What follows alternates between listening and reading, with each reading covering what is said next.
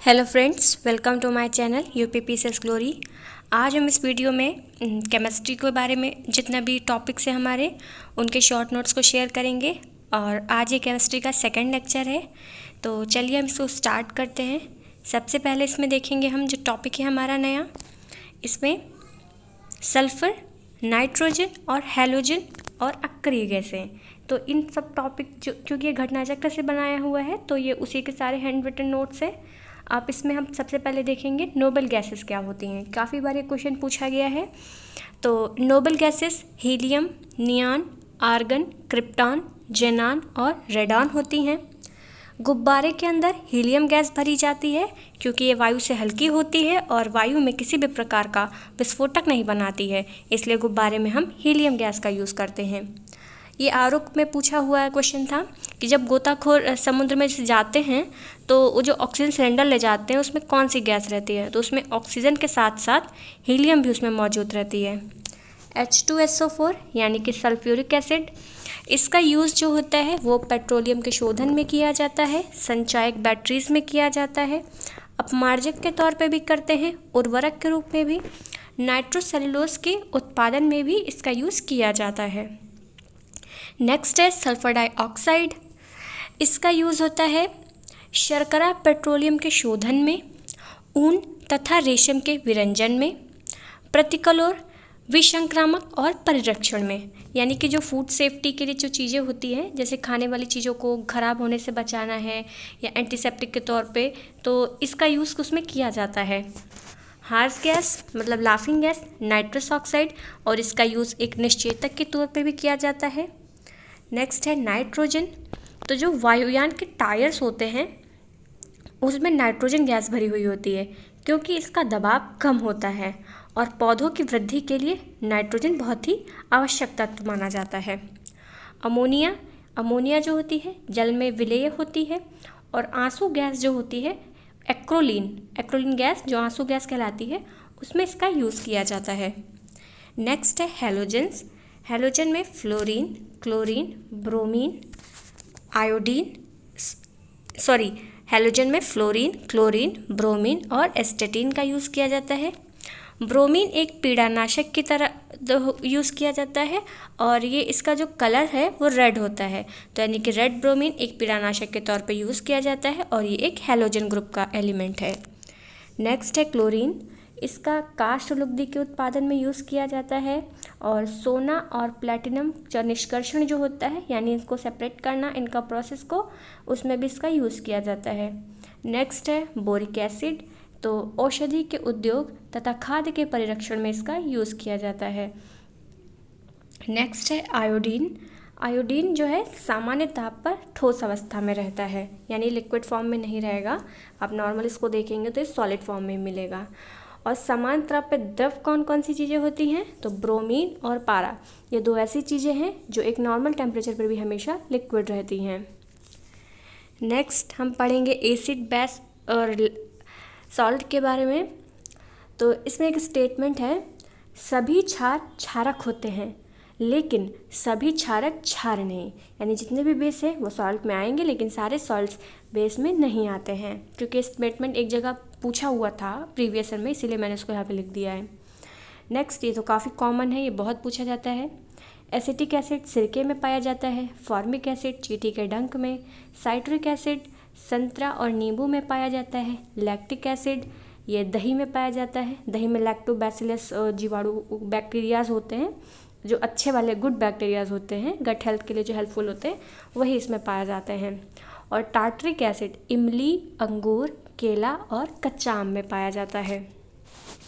Next है क्षारक। इसमें क्या क्या मतलब वर्ड है, क्योंकि इनका फॉर्मूला भी पूछ लिया जाता है। तो कैल्शियम हाइड्रोक्साइड का फॉर्मूला होता है CaOH का होल ट्वाइस, और ये कैल्शियम हाइड्रोक्साइड जो है ये चूना पानी का रासायनिक नाम है। नेक्स्ट है अमोनियम हाइड्राइड। इसका यूज़ खिड़की और कांच को साफ़ करने के लिए किया जाता है। नेक्स्ट है मैग्नीशियम हाइड्रोक्साइड। ये दूधिया मैग्नीशियम होता है और दूधिया मैग्नीशियम एक प्रतिअम्ल भी होता है। नेक्स्ट है अम्लराज यानी एक्वारेजिया। यह भी आरओ के क्वेश्चन में एक्वारेजिया का पूछा भी गया था। तो इनका यूज़ जो होता है सुनार लोग करते हैं के जो गोल्ड या फिर जैसे ज्वेलरीज उनको सही साफ़ करने में। इसका जो एक नाम होता है रासायनिक एक्वारेजिया का, वो होता है नाइट्रो हाइड्रोक्लोरिक अम्ल। इसमें नाइट्रिक एसिड भी होता है और हाइड्रोक्लोरिक अम्ल भी पाया जाता है। नेक्स्ट है क्षार। क्षार क्या करते हैं, तो ये लाल लिटमस को नीला कर देते हैं। टेबल सॉल्ट जो हम यूज़ करते हैं ये पोटेशियम आयोडाइड होता है। नीला थोथा, क्योंकि ये मैचिंग में ये क्वेश्चन बहुत बार पूछे गए हैं, बहुत ही ज़्यादा बार, तो इनको एकदम रट ही लेना है कैसे भी करके दिमाग में। इनको एक भी वर्ड स्किप नहीं होना चाहिए, क्योंकि किसी में कार्बोनेट है, किसी में हाइड्राइड, तो बहुत माइन्यूट सा है, कन्फ्यूज़न बहुत क्रिएट करते हैं। तो इनको लिख के इनको चिपका लो, बहुत अच्छे से लर्न करो। नेक्स्ट है नीला थोथा। इसका रासायनिक नाम कॉपर सल्फेट होता है और पानी की टंकी की जो सफाई होती है उसमें नीला थोथा को ही यूज़ करते हैं। इसको कवकनाशी भी कहते हैं। वॉशिंग सोडा, इसको सोडियम कार्बोनेट बोलते हैं। कास्टिक सोडा, इसको सोडियम हाइड्रोक्साइड बोलते हैं। हाइपोविलियन, इसमें सोडियम थायोसल्फेट होता है। बेकिंग सोडा, इसका फॉर्मूला NaHCO3 होता है और ये सोडियम बाइकार्बोनेट होता है और इसे एक लोकल लैंग्वेज में खाने का सोडा भी कहते हैं, क्योंकि कभी कभी खाने का सोडा का फॉर्मूला पूछ लेता है, कहीं पे बेकिंग सोडा लिख देगा, क्योंकि सोडा करके कई होते हैं तो उसमें कन्फ्यूजन हो जाएगा। बेकिंग सोडा हो गया। नेक्स्ट है POP, part of plaster of Paris. इसका फॉर्मूला रहता है CaSO4 × ½ H2O। इसका रासायनिक नाम कैल्शियम सल्फेट हेमीहाइड्रेट है। नेक्स्ट है वाशिंग सोडा। इसका सूत्र जो होता है वो Na2CO3 होता है और इसका रासायनिक नाम सोडियम कार्बोनेट होता है और इसको धोने का सोडा भी बोलते हैं। ब्लीचिंग पाउडर, इसको CaOCl2 बोलते हैं, इसका फॉर्मूला रहता है और इसका नाम कैल्शियम ऑक्सीक्लोराइड होता है। क्वेश्चन पूछा जाता है कि फोटोग्राफी में कौन चीज़ें यूज़ करते हैं, तो फोटोग्राफी में सोडियम थायोसल्फेट यूज़ करते हैं, यानी कि हाइपोविलियन, और इसमें सिल्वर ब्रोमाइड का यूज़ किया जाता है। नेक्स्ट है गठिया का उपचार, तो गठिया के उपचार के लिए लिथियम बाइकार्बोनेट का यूज़ किया जाता है। नेक्स्ट है हाइड्रोकार्बन्स, तो इसमें सबसे पहले हम एथिलीन के बारे में पढ़ेंगे। इसका फॉर्मूला होता है C2H4। एथिलीन का यूज़ फल को पकाने में किया जाता है, मस्टर्ड गैस के निर्माण में किया जाता है। मस्टर्ड गैस आपको पता ही होगा, जब सेकेंड वर्ल्ड वॉर हुआ था तो उसमें इसका यूज़ किया गया था। एथिलीन को एक निश्चेतक के तौर पर भी यूज़ करते हैं और ये पॉलीथीन निर्माण में भी हेल्पफुल रहती है। नेक्स्ट है एसिटिलीन। इसमें कार्बाइड लैंप में प्रयोग किया जाता है एसिटिलीन को, और जो वेल्डिंग होती है ना, जैसे आपने देखा होगा सड़क किनारे एकदम रहते हैं, वेल्डिंग कर रहे होते हैं, तो जो गैस होती है वो उसमें प्रेजेंस ऑक्सीजन की और एसिटिलीन की होती है। नेक्स्ट है लाइटर, जो सिगरेट जलाने के लिए जो लाइटर रहता है उसमें ब्यूटेन गैस रहती है। आप में से कोई सिगरेट तो नहीं पीता है, वैसे पीना नहीं चाहिए, बिल्कुल भी अच्छी चीज़ नहीं है ये। नेक्स्ट है जो स्याही का यूज़ करते हैं हम लोग पेपर छापने में, उसमें मीथेन का अपघटन किया जाता है। और मीथेन अपघटन से ही जो प्राप्त होता है वही छपाई में स्याही यूज़ होती है। फल के पकाने में एथिलीन के साथ साथ कुछ और भी टर्म्स का यूज़ करते हैं, क्योंकि एथिलीन की जगह एक अभी एथेफॉन लिख के आ गया था, अभी मुझे रिमेंबर है, शायद आरओ में पूछा भी गया है इसका। और एक दो चीज़ें और भी होती है जो फल पकाने में यूज़ की जाती हैं। इसमें एथिलीन है, इथेफॉन है, कैल्शियम कार्बाइड है और एसिटिलीन गैस भी इसमें उत्पन्न होती है। फुलरीन्स, इसका फॉर्मूला होता है C60 और ये कार्बन का अपरूप है। नेक्स्ट है एल्कोहल। एल्कोहल में मेथिल एल्कोहल, सब इसको मेथनॉल के नाम से भी जानते हैं और इसको वुड स्प्रिट के नाम से भी जानते हैं और वुड नेफ्था भी कहते हैं। नेक्स्ट है एथिल अल्कोहल, इसको स्पिरिट ऑफ वाइन कहते हैं और ये एक ग्रेन अल्कोहल है, यानी कि वो जौ मतलब ग्रेन से इसको उत्पादित किया जाता है। नेक्स्ट है जौ अंकुरित बीज का किण्वन, तो जो जौ अंकुर से जो मतलब बनता है वो बियर होती है, यानी जो आप बियर पीते हैं वो जौ के अंकुरण से ही बनती है, उसका जो किण्वन हो जाता है उसमें वो उसी से निर्मित होती है। नेक्स्ट है पोटेशियम डाइक्रोमेट सल्फ्यूरिक एसिड, तो इसका यूज़ तब करते हैं जब पुलिस लोग नशे चेक करने के लिए करते हैं ना, जैसे कोई गाड़ी चला रहा है तो उसको चेक करना कि इसने शराब तो नहीं पी है, तो एक जो चेक करने के लिए उनके पास मीटर रहता है उसमें इसका यूज़ किया जाता है।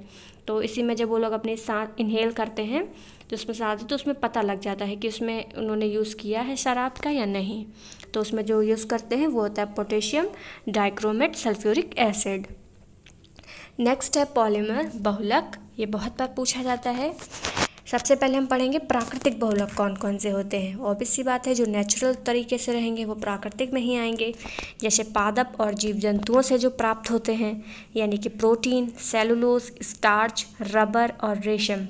और एक क्वेश्चन पूछा हुआ था कि इसमें प्राकृतिक बहुलक कौन सा नहीं है, तो याद रखिएगा घी कोई भी प्राकृतिक बहुलक नहीं है, क्योंकि बहुत लोग सोचेंगे कि घी एकदम तब गाय जैसे निकाला घर में उबाल के तो नेचुरल तरीके से हो गया, तो घी इसमें नहीं शामिल होता है। नेक्स्ट है अर्ध संश्लेषित, जो आर्टिफिशियल तौर पे रहेंगे, उसमें रेयान, ये एक संश्लेषित रेशा है, सेलुलोज, नाइट्रेट, ये सभी अर्ध संश्लेषित में आते हैं। नेक्स्ट है मानव निर्मित, जो ह्यूमन मेड है, जैसे पॉलीथीन, संश्लेषित रेशे, नायलॉन 6 और संश्लेषित रबर, ये सभी आर्टिफिशियल में आते हैं। नेक्स्ट है असंतृप्त हाइड्रोकार्बन के बहुलक। एक मिनट। नेक्स्ट है असंतृप्त हाइड्रोकार्बन के बहुलक, इसमें पॉलीथीन और एथिलीन होता है। और पॉलीथीन को एक थर्मल प्लास्टिक भी कहा जाता है, क्योंकि कहीं कहीं पे टर्म थर्मोप्लास्टिक करके लिख देते हैं, तो याद रखिएगा पॉलीथीन थर्मोप्लास्टिक ही होता है। नेक्स्ट है टेफ्लॉन। टेफ्लॉन जो होता है, इसका जो नाम रहता है पॉली टेट्राफ्लोरोएथिलीन, इसको PTFE भी करके लिखते हैं, यानी इसका याद रखिएगा टेफ्लॉन को PTFE भी बोलते हैं, यानी कि पॉली टेट्राफ्लोरोएथिलीन। नॉन स्टिक कढ़ाई, जैसे जो कढ़ाई बनती है ना जिसमें खाना चिपकता नहीं है, तो उसमें टेफ्लॉन का यूज़ किया जाता है। उसमें मतलब टेफ्लॉन की एक परत उसमें कोटिंग होती है, जैसे खाना नहीं चिपकता है। नेक्स्ट है PVC, इसको फुल फॉर्म होता है पॉलीविनाइल क्लोराइड। नेक्स्ट है प्राकृतिक रबर का बहुलक, इसमें आइसोप्रीन होता है, तो ये क्वेश्चन बहुत पूछा हुआ है आइसोप्रीन वाला, तो याद रखिएगा ये प्राकृतिक रबर का बहुलक होता है। प्राकृतिक रबर का बहुलक आइसोप्रीन और कृत्रिम रबर का बहुलक नियोप्रीन, याद रखिएगा प्राकृतिक आइसोप्रीन और कृत्रिम नियोप्रीन। थर्मोप्लास्टिक्स क्या होते हैं कि इनको अगर आप गर्म करेंगे तो बहुत सॉफ्ट हो जाएंगे, ठंडा करने पे बहुत सॉलिड हो जाते हैं। तो थर्मोप्लास्टिक में टेफ्लॉन, पॉलीस्टीरीन और पॉलीथीन का यूज़ किया जाता है। और बिल्कुल ध्यान देने वाली बात है कि थर्मोप्लास्टिक में नियोप्रीन का यूज़ नहीं किया जाता है। नेक्स्ट है बुलेट प्रूफ जैकेट, कि ये बुलेट प्रूफ जैकेट होती है किस चीज़ की बनी हुई होती हैं, तो बुलेट प्रूफ जैकेट पॉलीएमाइड्स की बनी हुई होती हैं। इनका ब्रांड नेम केवलार होता है और इसमें लेक्सन का भी यूज़ किया जाता है। फिर होता है बुलेट प्रूफ खिड़की, तो ये थर्मोप्लास्टिक्स की होती हैं और पॉलीकार्बोनेट्स की बनी हुई होती हैं। नेक्स्ट है बर्तन को चमकीला बनाना, तो बर्तन जो चमकीले एकदम चमचमाते रहते हैं, उसमें जिंक ऑक्साइड का यूज़ किया जाता है। नेक्स्ट है प्राकृतिक रेशम तंतु का घटक, इसको फाइब्रोइन कहा जाता है। नेक्स्ट है बेकेलाइट, इसमें फिनॉल और फॉर्मेल्डिहाइड का यूज़ किया जाता है। नेक्स्ट है कार्बनिक अम्ल के बारे में, तो मांसपेशियों में जब थकान हो जाती है तो उसमें ये होता है ना कि दर्द हो रही है किस वजह से, तो वो लैक्टिक एसिड जमा हो जाता है, इसीलिए आपको थकान महसूस होती है। दुर्गंध युक्त मक्खन, जैसे होता है ना मक्खन आप ला के रख दे, कुछ यूज़ कर थोड़ा पड़ा रहे तो उसमें एक स्मेल सी होने लगती है, तो वो ब्यूटायरिक अम्ल होता है, उसकी रहती है। एस्कॉर्बिक एसिड, ये विटामिन C वाली चीज़ों में रहता है, जैसे कि नींबू। मैलिक एसिड सेब में पाया जाता है।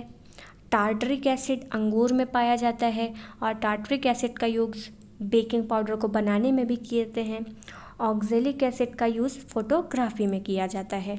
आज की वीडियो के लिए इतना ही। नेक्स्ट हम कल इसका थर्ड पार्ट देखेंगे और उसमें पूरी कंप्लीट भी हो जाएगी। तो 3 पार्ट में फिजिक्स हो गए, 3 पार्ट में बायोलॉजी और 3 पार्ट में केमिस्ट्री, देन उसके बाद हम फिजिक्स अपना स्टार्ट कर देंगे। उसमें भी बहुत ज़्यादा टाइम नहीं लगेगा, तो एग्ज़ाम से पहले हम बहुत अच्छे से अपने सारे सब्जेक्ट्स भी कवर कर लेंगे और साथ ही साथ हमारा रिवीजन भी बाद में हो जाएगा।